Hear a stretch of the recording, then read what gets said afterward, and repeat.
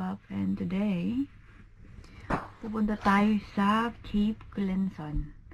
Magra-rock climbing. So, maliligo tayo, magbibihis at lalakad na rin. Let's go! So, we're ready na and let's go!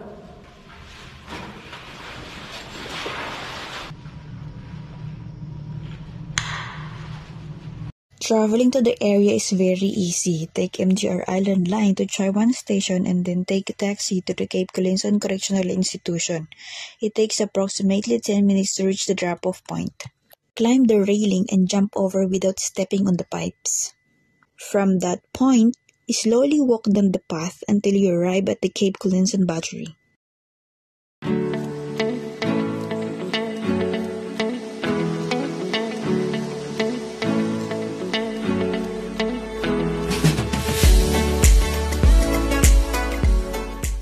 It's named after Major General Thomas Bernard Colenson, who produced the first scientifically surveyed maps of Hong Kong for British. Fun fact: Colenson was the first person to officially record the names of notable areas like Wan Chai, Quarry Bay, and Pok Fu Lam. During the Second World War in 1938, to be exact, the British constructed 2 batteries to be used by the 36th Coast Battery and 8th Coast Regiment Royal Artillery to defend the Hong Kong Island eastern coast. 3 years later, the Army ordered for the battery to be destroyed and relocated the regiment to Stanley.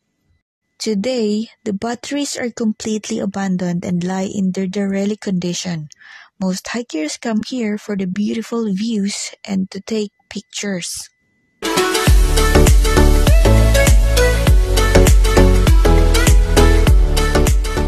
If you walk a few steps southeast from the batteries, that's the Cape Colinson, an area frequented by fishermen and rock climbers. This is the bird's eye of Cape Colinson, while the rock climbers called it the Zone, with a Z-A-W-N.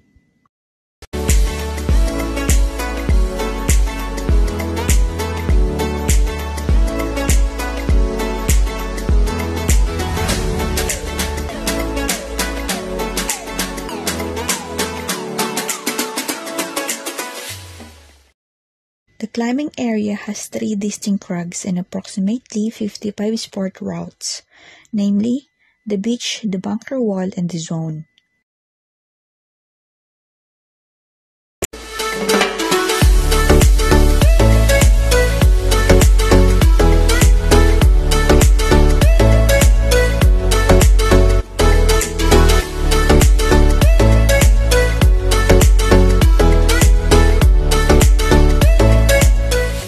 Without further ado, let's do it.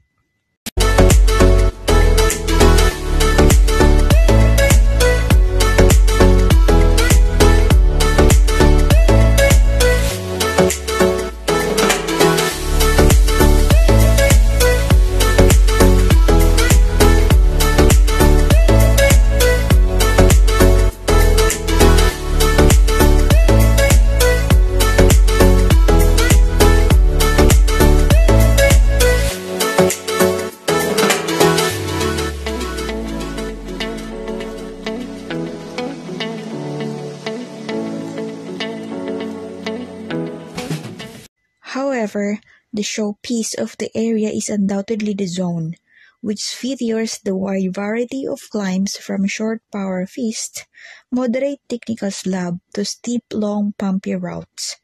Basically, a bit of everything for everyone. Of course, we usually climb the Zone, our favorite.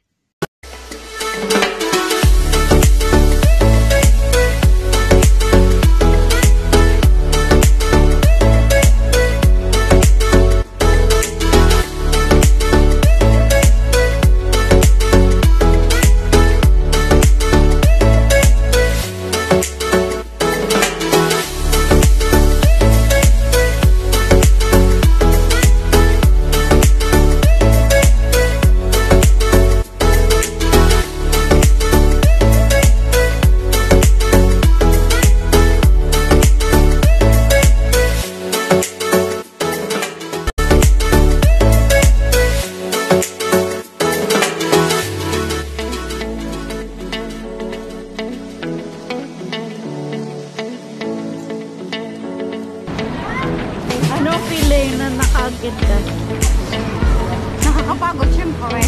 Nagugutom na naman ako. Gusto ko na naman magkape. Pagod no. Hindi siya mag-get dito.